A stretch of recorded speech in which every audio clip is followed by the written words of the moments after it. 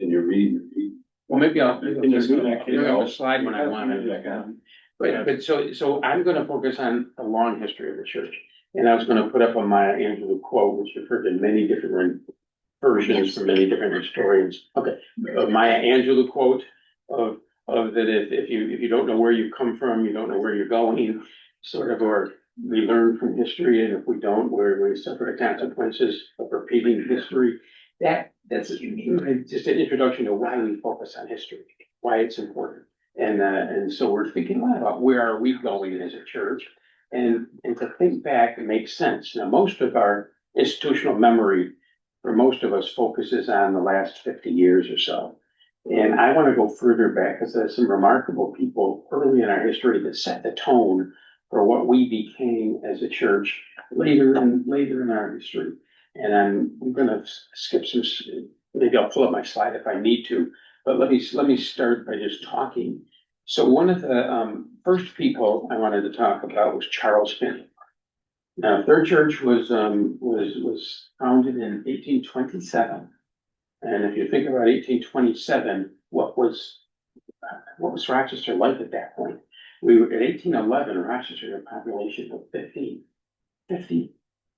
and by 18, I think it was just before the Erie Canal was completed in 1825, we'd risen to 700. And then at the time Finney was in our pulpit, we'd risen to 9,200, a reflection of what happens when the Erie Canal was completed. Is the industry started, the Industrial Revolution came to Rochester, and we started having it. We were known as the Flour City, Flour, because we had flour mills, not the more modern Flour City related to Highland Park. But when Finney came, who was he? How many of you heard of Finney? Oh, yeah. And how many of you seen that wonderful portrait of Finney? If you haven't seen it, have you seen that? Yes. So I look at that, so I knew two things about Finney for a little bit. One was that portrait, which you cannot walk by without feeling guilty. He looks, to me, he looks like a picture of an early New England Puritan. Stern, and he looks angry, and I don't know what I did, but I'm sure I'm guilty somehow. And then the second thing I know about Finney is there's the Christian school in Penfield, the Finney School in Penfield. And I don't really know anything about that school, so I shouldn't really say anything, but I have associated it with contemporary conservative evangelical thought. And so therefore I hooked Finney onto that contemporary evangelical thought and thought that's what he was like. Now, you may know he was a revivalist, and there was a time in our history in the early 1800s where we were the main wave of the Second Great Awakening. And then he was the revivalist in Western New York, Syracuse, over Buffalo, and spent time here. Remember, we were formed in 1827. He came in 1830 for 6 months to be the preacher in the pulpit at the invitation of the minister who was leaving at that point. So he was one of our very earliest ministers. And for 6 months, he preached from our pulpit, not this one, but the previous building. And that was the center of his revivalist movement in Western New York during that time. And it was a big thing. I mean, we were called the burned over district. I mean, you heard that phrase? The burned over district. And we were called that because of the fervor of the zeal, with like a forest fire burning that was taking over this region of the world, of the country. And that's why it was called burned over. We were burned over with the fervor of evangelical fire. But that's where that name burned over comes from, the Rochester history. And so he was there. So what was Charles Finney about? And I'm going to put up the slide, because I'll stop talking when I put up the slide so you can read that. This one may take too long. But Finney did a lot of things that I didn't know about, and so I was glad to find out about. He really was our first social justice minister. Finney was,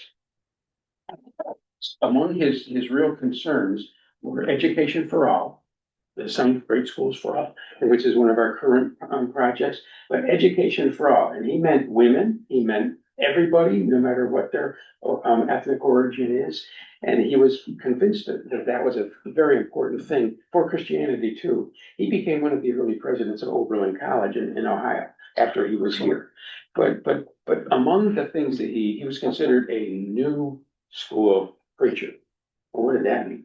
Well, old school preachers, just I'm simplifying it, but were the type that thought that what you should focus on is individual piety and salvation, getting to heaven. That was what the church focused on.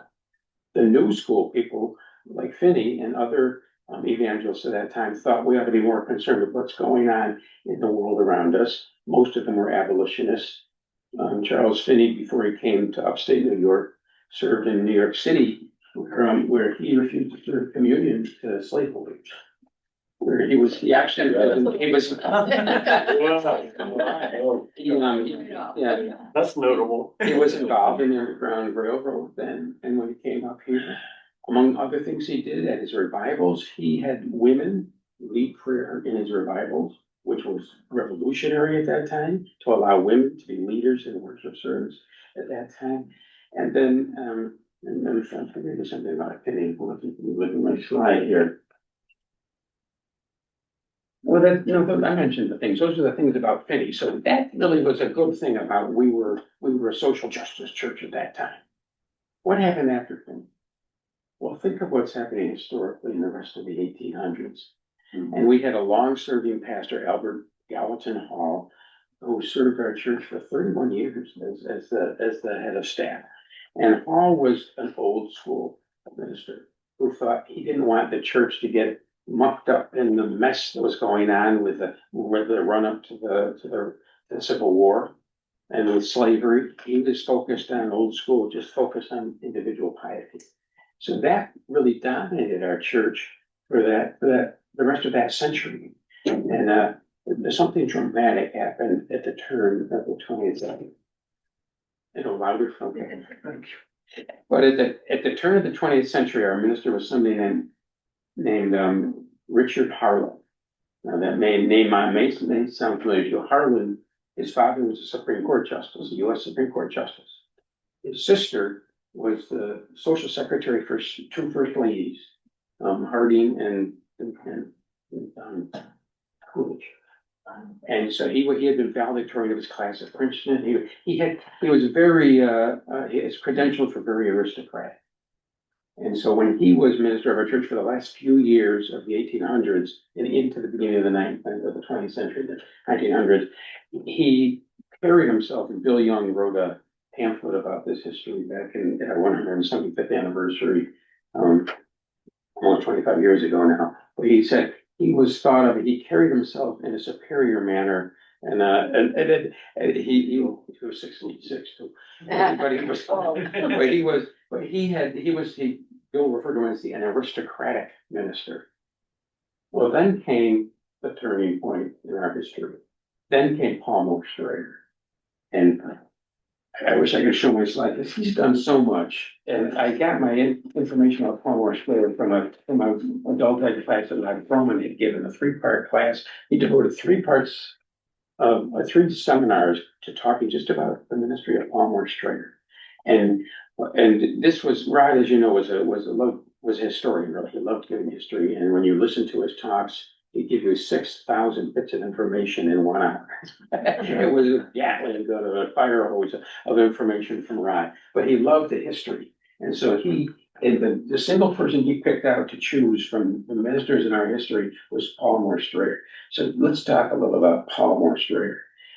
He was a young man in his early 30s when he was called the Third Church. He had a young wife. His wife was pregnant. 2 weeks before he came to start his ministry here, his wife died in childbirth. Oh. And so, I'm a pediatrician, but anyway, Paul Mostrey, he came. Luckily, his sister who wasn't married came with him to be his child care provider and homemaker. And he dove into his ministry at Third Church, incredibly energetic and incredibly insightful and visionary about what we could do. One of his close friends was Walter Rauschenbusch. I don't know how many know the name Walter Rauschenbusch. Well, Walter Rauschenbusch was a professor at the Rochester Theological Seminary, the precursor to our current seminary, CRCES. And Rauschenbusch was the leading author of what's called the social gospel movement. Take the church outside the walls of the church, concerned, the church should be concerned with what's going on in the world around it, making life better for people. That was the focus of the social gospel movement. Well, Rauschenbusch was the theoretician, was the theologian. His good friend Strayer was the person who was trying to apply it in his ministry. And so when he came, let's just look back at history a little bit again. What was going on when he started his ministry in 1903? So he served us for 23 years, 1903 to 1925, roughly. And during that time, what had happened? There was the Civil War's follow-up with Jim Crow, a huge migration of African Americans north. There was the migration from Europe, Catholics mostly, but they were people largely from Italy and Germany who came. And this was the Industrial Revolution, the big part of the Industrial Revolution. The population of Rochester had grown. Remember, I mentioned it was 9,200 when Finney was there. It was now 163,000. It had quadrupled since the Civil War because of this influx of migrants from Europe and from the South. And where did those migrants live? They lived in horrible poverty tenements. And this was in sharp contrast to the Gilded Age people, George Eastman and his friends and other industrialists, who were the main populace of our church and the other East Avenue churches. We were Gilded Age churches. But our minister decided that his focus was going to be on those other 160,000 who were migrants to this country. So he was really a stalwart for concerns about migrants and workers. So he actually joined the union. He made himself, or he had himself made the official delegate to the union council. He went to their meetings, marched in their parades, even wrote a column in the union newspaper regularly. But his focus, his social justice ministry focus was on migrants and poor laborers who were treated. By the way, the income distribution discrepancy at that time, it was the highest, the Gilded Age discrepancy. We have returned to it.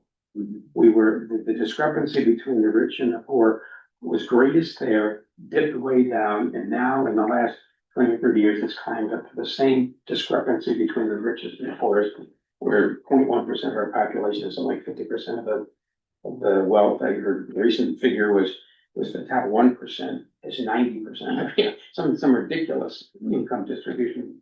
But anyway, Strayer really wanted. So what are some of the other things that Strayer did? Well, he and Rauschenbusch realized those laborers were not coming to the East Avenue churches. Even though he was terribly interested in this and devoted his ministry to this, none of them came to join Third Church and the other well-dressed people who were in the congregation. And so he and Rauschenbusch had something they called People's Sunday Evening Meeting, which was essentially a service for unchurched people, immigrants who didn't have a church. They drew as many as 2,500 people to those meetings. And at a time, when we weren't nearly as big as we would ultimately get to be, but these were people with no other place to go. Most of them were European immigrants who were Protestants. But because the Black population formed their own churches around that same time. But so that's why I want to focus on what Strayer was up against. He was up against that big migration. That's where his focus was. That's what he viewed to be the primary social justice issue of his time. And so I'm focusing on those later. These are the ones we don't know as much about. Strayer did another thing. He hired a social worker and developed what he called a social service department at Third Church. Wow.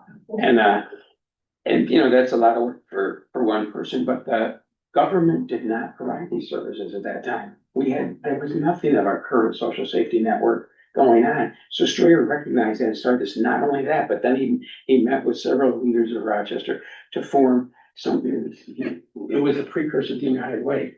It was called the United Charities and Social Welfare League. That Strayer was one of the founding people that became the United Way. So his scope, his vision was so broad. And I think that was a turning point of Third Church. That became our signature for that time forward, I think. We've had dips and flows, just like history for us as individuals, history for us as an institution.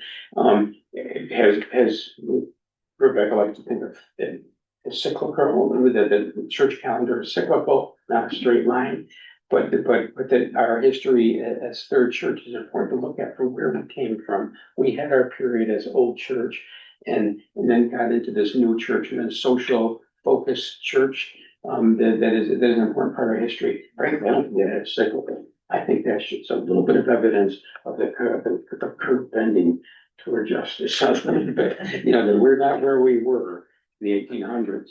And I think we've made progress, maybe not in a larger society. But then I just wanted to mention a few other people. I'm so sorry the slides don't work, but these people I'm just going to mention briefly because we know about them.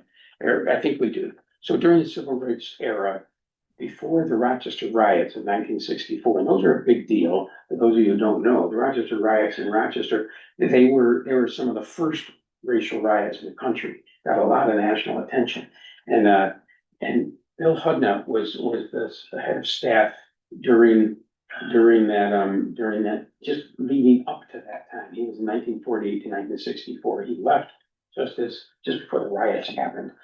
But he was very much involved in the civil rights movement. My dad was a minister in Saratoga, and he would mention what Bill Hudnut was doing here and the follow-up. There was something called FIGHT, an organization, I hate the word, but it stood for let me see, freedom, integration, God, and honor, today. That's what it's that's a funny stood for. But at any rate, we had a guy named Saul Alinsky, a famous labor organizer from New York City, and worked with some of our big East Kodak primarily to start hiring more blacks. And it was a big response to those riots that happened in Israel. We were involved in that, and many parents in the church I'm overlooking, but there were people who really we should lift up from that period who were courageous and brave in what they were doing. And that's the theme I want to. There took some courage, some chutzpah to do some of the things that we've done in our history like this. But I want to mention just a few others, which I don't need to put up on the screen. So Bill Hudnut was one of them. By the way, what did Bill Hudnut do when he left this church? He took on something called the 50 million fund, which was a floundering fund to raise money for Presbyterian colleges and seminaries and some churches. And Bill Hudnut took it on, and not only did he raised over $70 million, and it was for the National Presbyterian Church. So he was phenomenally effective at that. But that wasn't, I suppose, a social justice component to that. The other person I want to lift up is pictured right behind you there, Lillian Alexander. And Lillian Alexander is a remarkable lady. She worked for years to bring overtures to the General Assembly. And the way we're organized, you have to first bring an overture to your Presbyterian, and then that goes to the Synod of the Northeast for us, and then to the General Assembly, the governing body of the national church. And this was an overture to allow the ordination of women to be ministers. And she worked at it. And in 1955, she finally succeeded. So that lady is responsible for the ordination of women in our church. And she was an elder. She was very involved in the church, but she was not a minister. She was from this church? This church. And she got it done for the whole denomination? Yes, yes. Yeah. And you might think, well, it was, when did we start having women ministers? Well, our first woman called minister wasn't for quite a while after that. She did that in 1955, and I think it was in 1978 or something when we had our first call associate pastor, Mary Carol Sharon. Carol, remember that? Was that 1978? Sound right? Or was that? Yeah, it does. Right. And then we called someone. Some of us fondly remember, which is Pat Youngdahl, who was an associate pastor, went on to be the senior pastor at the downtown Manhattan Presbyterian Church. That was 91, I think. But that first call pastor was done during Hudnut's time. After that, Mary Carey Shale was done by Hudnut. Who followed Hudnut? A guy named Conrad Massett. And you remember that name? Yeah. But certainly Betty didn't. So Conrad Massett was before my time, but he came to this church when it was really divided for the issue after the race riots.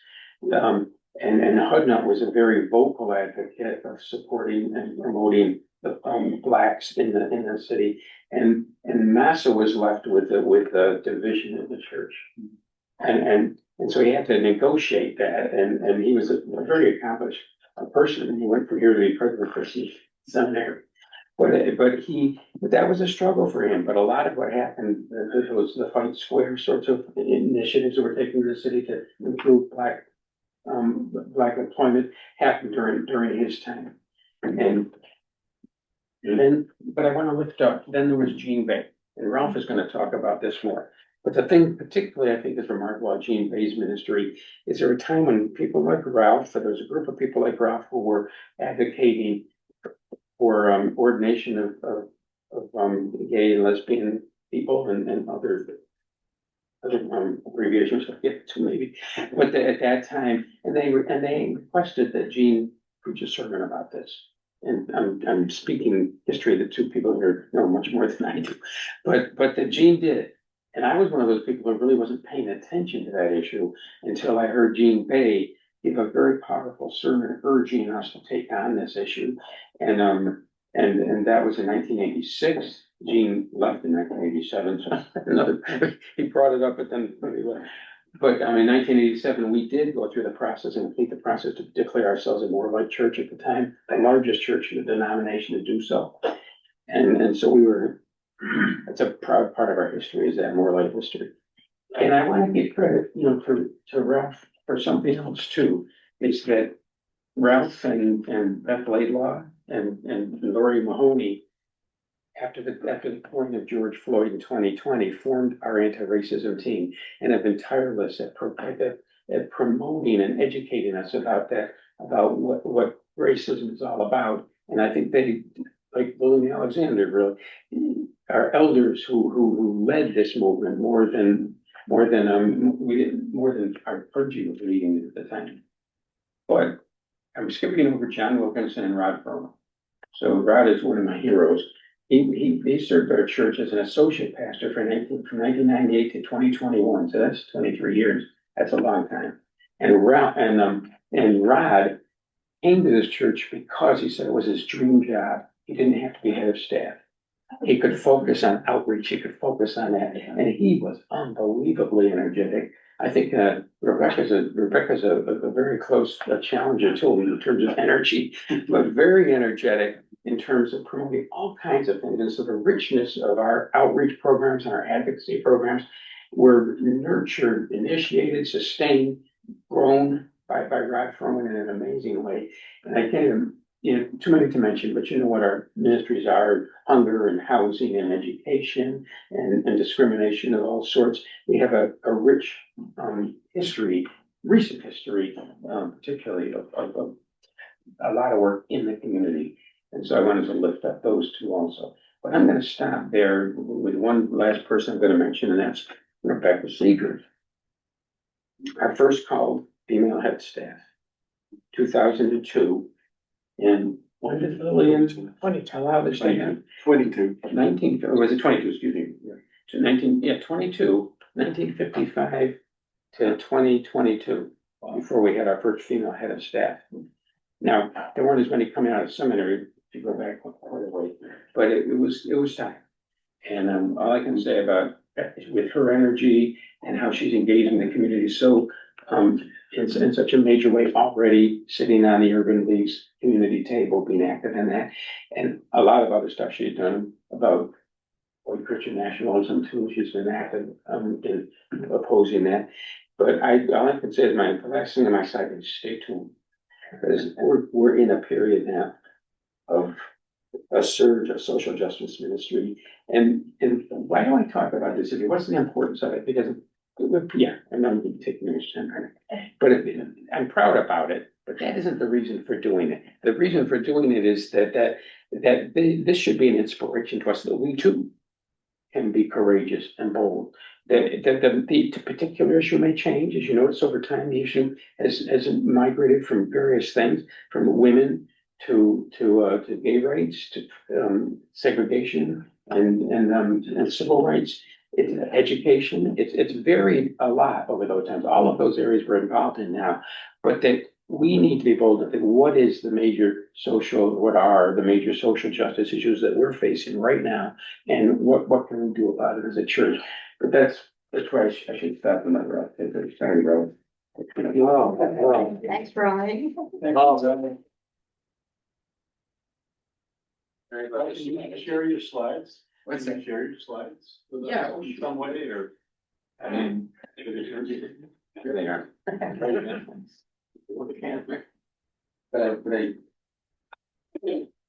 Oh, this is great. This just brings up an awful lot. Thank you so much, Rye, for your research and sharing this. It's kind of, it's so important to understand and then name those who have preceded us and those that inspire us, because that's what gives us courage to move forward and take risks like they did. In fact, really the focus of what I wanted to share are some of the lessons learned or things that I've come to value in this work. And because I moved to Rochester in 1978, and then Chris, at some point, can you just pull up, there's a timeline that I couldn't make copies of, but we'll make it available afterwards. But it's a sort of a three columns. So it's the denomination, it's the Presbyterian Third Church. And there are three pages of this. And so there may be some questions you want to ask, so I'll keep this brief. But when the underlying kernel for me personally was trying to determine as an emerging gay man in college at Georgia Tech and coming from Northwest Florida, very rural, very conservative. If you knew Matt Gaetz, who was in Congress, that was our congressperson most recently, until he resigned, whatever, and should have been ashamed of himself. But anyway, we have kind of leaders like that in some of these rural areas around the country. So I moved to Rochester, and the key thing was, can I integrate my sexuality and my spirituality? And I was looking for a church to do that. And I was so impressed with education, being willing to ask important questions in this kind of setting and I did not know the progressive history of Rochester. I didn't know about Susan B. Anthony being here, Frederick Douglass, all of these people that, just kind of helped the country and the world to be a better place, even though it was very difficult for them, and to do that. But have that courage of your convictions and then gather people around you. And then how do you do that? So I was looking for a way to answer that question for myself.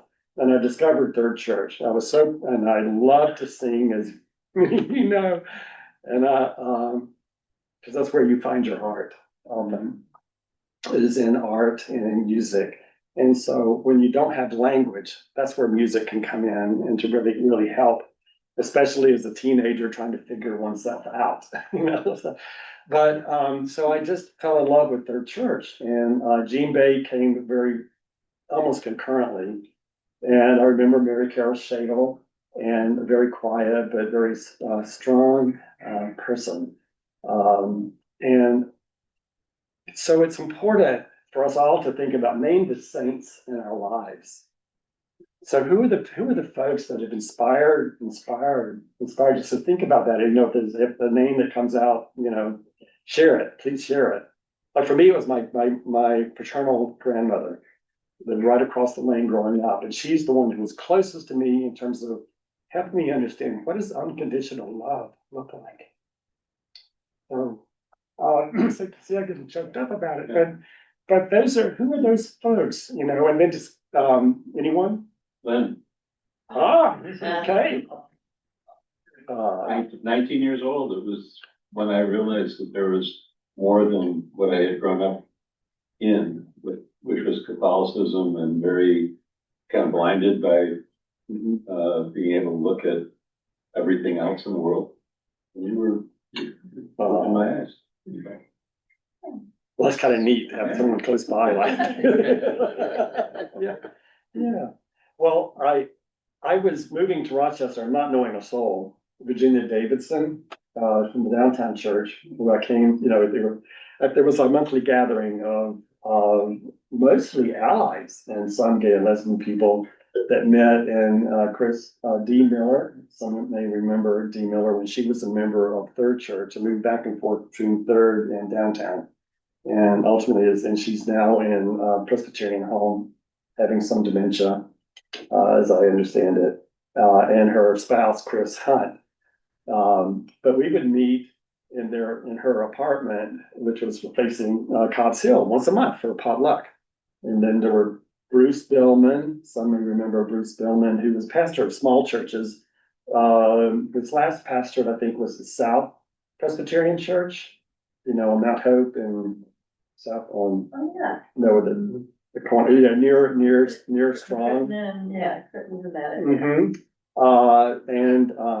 And he was just a great person, sort of the glue that held all of us together with his crazy humor, and so forth. But we would meet in a potluck. So there was D. Miller, Bruce Billman, and then the three sisters, Margaret Stoltman, Lily Jules, Kay Roblewski.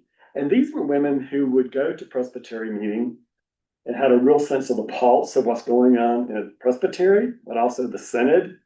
It was just amazing. So it kind of opened up my world in many ways. And they would just do their knitting and crochet and, would just monitor what's going on and then talk about it. And the Presbytery was just totally incredible, the staff. So Jim Rice, Lucille Rice. So Jim Rice was on the outreach and he came to that group. And this was after Virginia Davidson. It's in the, after the Jim, it was the 78 report that Jeannie Davidson went in a study. She was asked to chair that committee and went across the country seeking input. And it was a very positive, how do we move forward as a denomination on the church on homosexuality? And that report was completely overturned with a right-wing grassroots secretive effort to make sure that they elected commissioners to the General Assembly to do exactly that, overturn that report in 1978, the year before I moved to Rochester. So I was learning really quickly what was going on in the Northern Church. Church is still divided. But so people like Virginia Davidson found a way. So that there was what really helped us was in Genesee Valley was that Jim Rice came to our potluck and said there was a big fundraising denominationally. Third to General Assembly, a third of the funds raised, and there were millions raised. Third to General Assembly, a third to Synod, and then third to presbyteries. So it was divided up. And so Genesee Valley was flush with funds to do outreach, to do ministry. And so he came to our little group and said, you should put in some money, put in a request for a project. And so out of that project came Create Justice, church's responsibility to educate and advocate toward equality and justice. So it was an ecumenical gay and lesbian civil rights advocacy network that came out of it. And we got like $5,000 for 3 years or something like that. It was a huge amount of money for and that was the only positive thing that was in what was finally adopted in 1978 at the General Assembly. The only gay positive outcome. And our presbytery supported it. So out of that, we learned a lot. One is, how does the church, we went to churches and we had, and we learned, the question became, what is the thing you're most proud of as a congregation in your history? And to a church, it was taking a risk. Taking the risk in faith. Not knowing what the outcome was going to be, but believing in the body and the decision making and the movement of the spirit. That became such an insight into how do you do mission? How do you move forward? It is really discernment. Where's the need? Like Ryan mentions, where's the need in the community? Taking that risk, and then really working hard on it, you know, and then looking for the small, like, miracles that happen along the way, and taking solace that God is always with us, no matter what. So, so naming the saints, gathering in community, at Third Church. You know, this was a 7-year process from 1980 to 1987 was that very long discernment process. And I knew that I couldn't survive without a sanctuary within the sanctuary. And so Pat Youngdahl, which I mentioned, who with who's the other, the redhead? Pamela Harvey. Yeah. And Pamela Harvey got in trouble with the Presbyterian when she did a Memorial Day parade, and she helped to organize a Memorial Day parade that protested war and got a private reprimand from the Presbyterian executive. And a lot of people don't know that. It's kind of quiet. But so there was a lot of progressive movement here, which I just kind of, some of it I found out about kind of accidentally. But Pat Youngdahl really helped to guide that small group. Carol Qualich, remember Carol and Amadeo? Carol, there was a group of, Carol was the one who kept session on track initially. And then of course, Ann McMicken, also who's on the call. Thank you, Ann. And I'm sure there's a lot that you can share about this history, especially what was happening, you know, within the inner workings of the church and church leadership at the time, back in the 80s. But I was on the outside looking in many ways.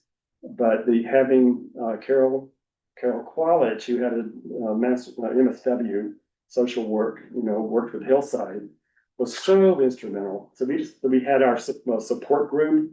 It was informal, and we asked to have it formally recognized. And then was the whole question of using the word support. What does that mean? You know, are we saying we support gay and lesbian people? Heaven forbid, or you know, and so forth. So it was a lot of roller coaster during all of this. But what really helped, I think, was having a sanctuary, a sense of sanctuary within the sanctuary, where you can kind of blow your stack, or you know, or cry, or whatever needs to happen. And having the solace of those who were like Ann McMicken, who's on the call with us today. So gathering the community, sharing stories. Once part of what's so helpful to the congregation was to hear stories. So Betty Iwan's been involved with a lot of that, and sharing our personal stories so people understand this is not an abstract issue. These are people's lives. And then where are people coming from? What's our sense of, where do we have a sense of common purpose? And how do we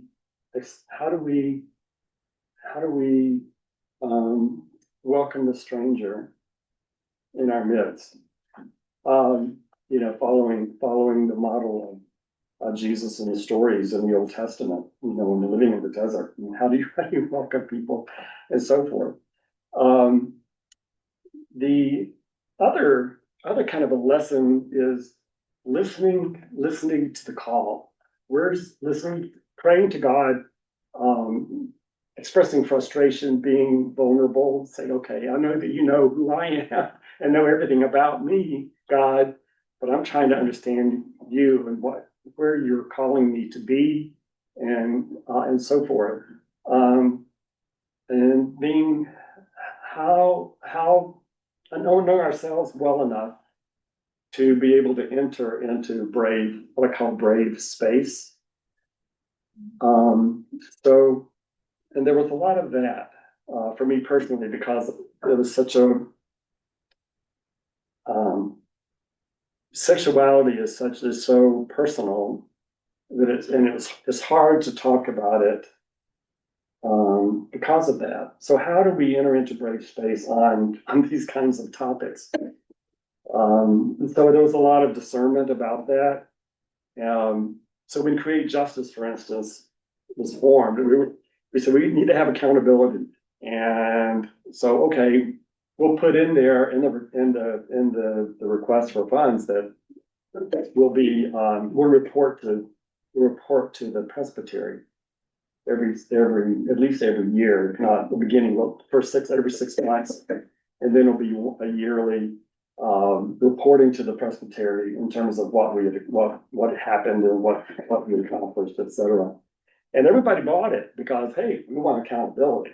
So people that were against it said, of course we want accountability, this will be our opportunity. Well, what happened was we had Bible study, so hearing a good word is always helpful, right? So that's what we've used. And then the second piece was some biblical reflection, but then also sharing personal story. So the very first one, it was at the First Presbyterian Church of Pittsburgh, never been there. And we need somebody to tell a story. Silence. I ended up being the one to share a story. I don't know if anybody ever heard what I said because I was like weeping half the time.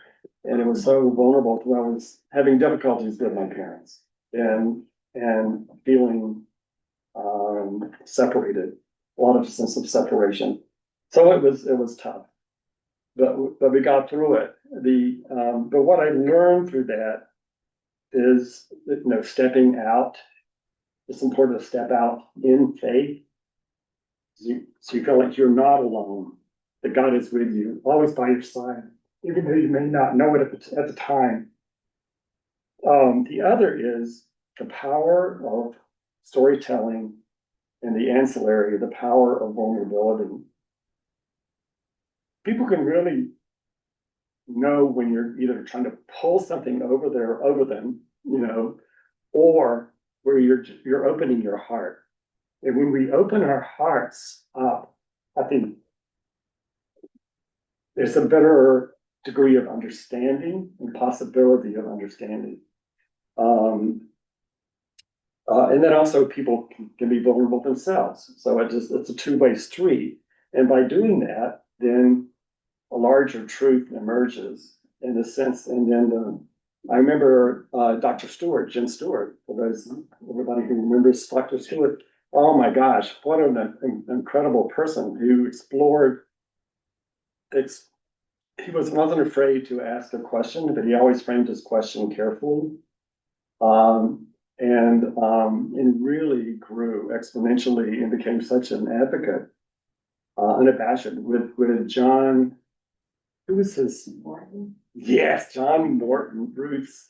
Oh, what a great guy. And they were both Eagle Scouts together. And that kind of opened my mind up to about how men can be very supportive and advocates for change through their experience. But the power of vulnerability. The other lessons learned is never let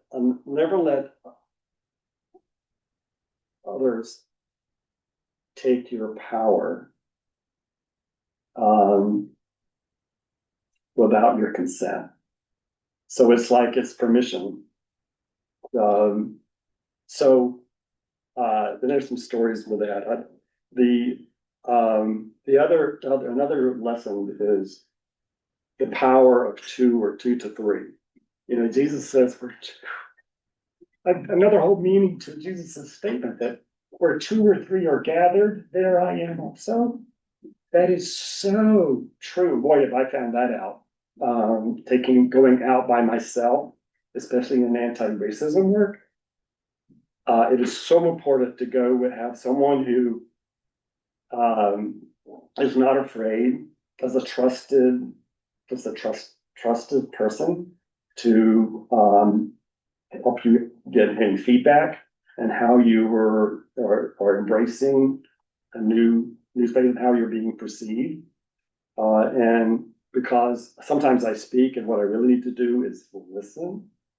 So that's, so, and you can hear that more easily. I know I can.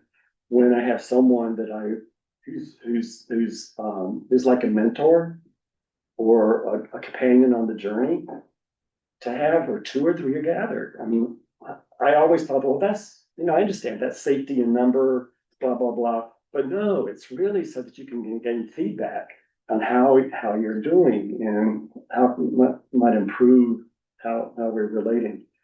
The other piece is connecting with institutions, churches, organizations in this work. Because we're not an island unto ourselves. The Third Church is not an island. We connect, we connect with other congregations. We find ways to collaborate, areas of collaboration. So I think those are some of the big lessons. But I would really, we're running very short on time. So what kind of questions come up for you, or even history, or any of this that I'd be very happy to share what I know, or share a story that you know. Betty? Well, just a couple of comments. First of all, those 8 years between 1980 and 87, there was so much education going on with the congregation and procession, and every year we would hold a workshop, all-day workshop for session, so that they would come on board and know what more like men, what we were working for to get ordination for gay and lesbian, transgender people, and so that's why it took those 7 years, because we were doing those story sharing, but it was a lot of work on that score. And meanwhile, General Assembly was meeting annually, and each year a little piece of overture would come and trying to overturn what was written in our Book of Order about LGBTQ. And every year something would get knocked down. It was just a lot of hard work. It seemed like a very long 7 years. And then, of course, now we're struggling again. I think, I don't know if anything has come up for the church recently to overturn what has happened. So ordination, and then the struggle to get gay marriage was another struggle within the General Assembly. Yeah. And now, of course, what's happening is the transgender, especially healthcare. What is so interesting is to push back, but also with New York State commitment to health in general, whether it's women's health, and reproductive health, as well as for trans. There's the New York State has a commitment, a fairly recent one, really, for those underserved populations, whether it's for people of color or for sexual minorities. Trillium Health is just an incredible. I can't say enough good things about Trillium, because I get asked a whole lot of questions when I go there about my mental health and physical health, sexual health, all of the above. And because of their training, it's just incredible. And when we had an adult discussion here with the Patrick Petroni, who's the director at Trillium for Transgender Center for Excellence, I guess it's called. We learned that there were like 200 people a month moving to Rochester because of the reputation for health for trans people. And it's just incredible.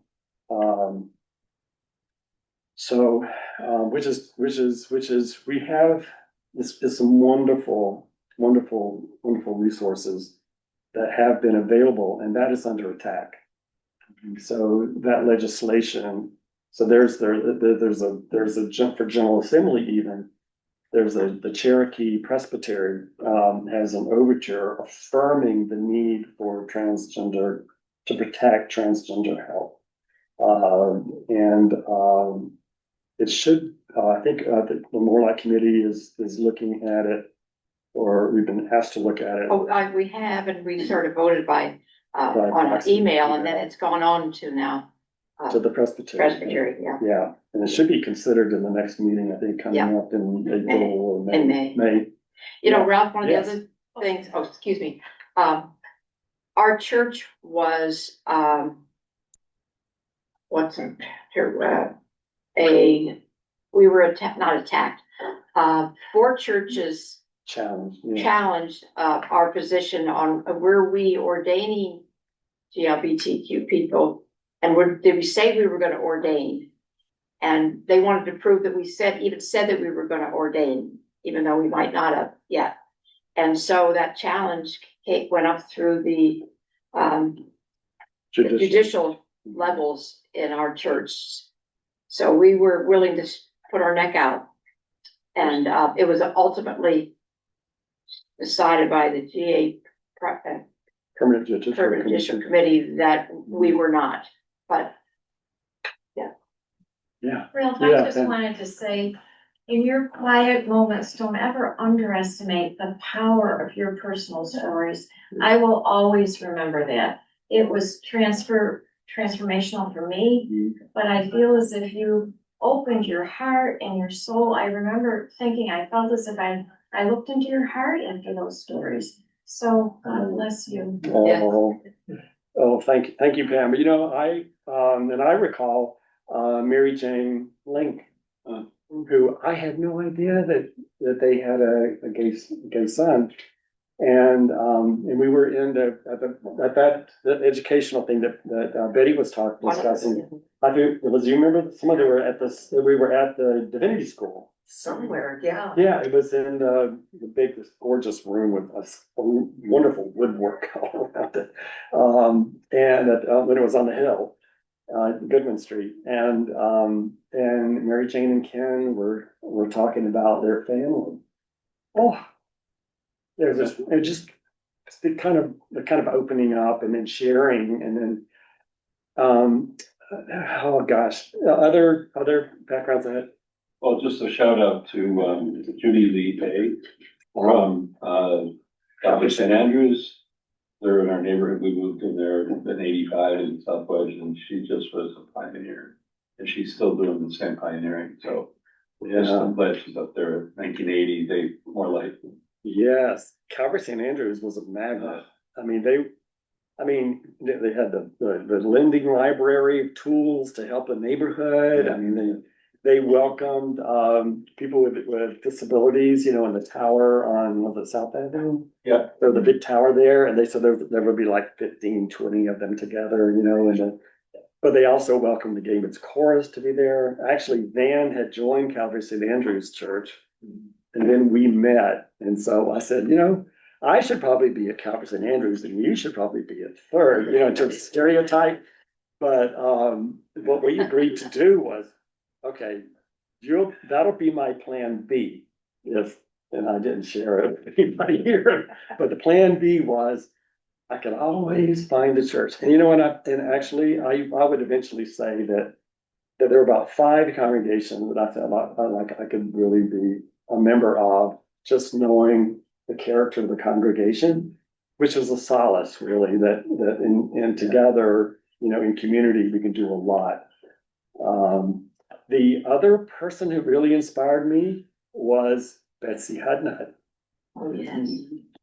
There's some here in this room when it was toward the end of 86, 87, and the session was going to be voting on yay or nay after the 7-year process. And I don't remember the context, the particular piece of it, but everybody knew that was going to be happening. And there was a lot of back and forth, I recall, on it in that gathering, and quite a number of people in the room here. And Betsy, I didn't know personally, but I like always highly regarded her. I knew I understood afterwards, that she had quite a strong network of friends, but she was always quiet. She never spoke in public gatherings which I recall. But she stood up. Does anyone I remember? remember that. Well, do you want to share what your Well, understanding? so What you Betsy recall? Hutnett is the wife of the Bill former Hutnett. pastor that was here, had not passed. Yeah. And I think what I remember, she stood up and she said, we have to say yes. What's the problem? Just sort of, we gotta do it. Yeah, she looked at, I think the Lillian Alexander Picture was sort of over there. picture was over here. Right. And she referenced that. Yeah. Says, remember what that was like? This moment for me feels like that moment. That we were of different minds about ordination of women. And we didn't know what the future held, but and then the first year, so our session passed it goes to Presbyterian, it goes to General Assembly, fails. And then this General Assembly was meeting every year. So 2 years hence, then we did it again. We passed it again, Presbyterian, General Assembly, it passed. He said, and this moment now feels like that moment when we were first deciding on that issue. And we were doing it with fear and trepidation, but in faith. We moved forward, and she said it differently, but in her own words. But it's really clear that, and the denomination needs leadership. And we are in a position to help provide some of that leadership, to help the church move forward so that we can welcome the stranger, so that we can engage in ministry of healing and support and empowerment, and so when she said just what Betty said, and then she sat down and there was complete silence in the room. Well, Betsy spoke, we probably pretty much have our answer, don't we? Seemed to me that was a seminal moment. Quiet but very clear. Any other? So maybe on that note, how are we doing right now? We're at time. We're good, we're good. Ralph, I just wanted to marry what Pam said. You are a personification of taking that risk at a personal level, showing that vulnerability that gets progress made. And I just want to congratulate you for doing it. Thank you for doing that. But you have done that for a sustained period of time. And I can say, as someone who wasn't involved in the more light issue before, though, like Pam, those personal statements that I remember David Gregory, I was speaking in a discussion once, were so powerful, were so convincing, that this is obviously something that needs to be done. But I think that was more important than anything, probably more important than Gene Bay's sermon, truthfully. In terms of convincing our congregation more broadly, this is what we should do. So that's a model we should remember. Oh, Yeah. but remember Stu Zelmer Oh, yes. in the choir? I didn't realize that he had come out some years prior, when he and his wife at the time, they eventually divorced. He was in the church choir. And but the other was who was the guy that had his marketing agency? Or David Lee, something Lee? Oh, John Lee. John Lee. Was that it? Well, I'm thinking of another person, but I remember him standing up at a congregational meeting. And he was talking about the inspiration and his admiration for Gene Bay for taking the risk with his sermon. Oh, Jack Crashow. Jack Crashow. Oh, yeah. Jack. Yeah. He's like a guy's guy kind of Yeah. guy. You know what I mean? It's like rough and humble kind of a guy. But, good for him. Yeah. And I think that moved a lot of people. Yeah. I may not, I've learned so much from what you're saying. And I think it told it to Gene in his face before he left, in a congregational meeting, if I remember right. But it was really remarkable. Yeah. Oh, well, thank you. We're over. Thank you.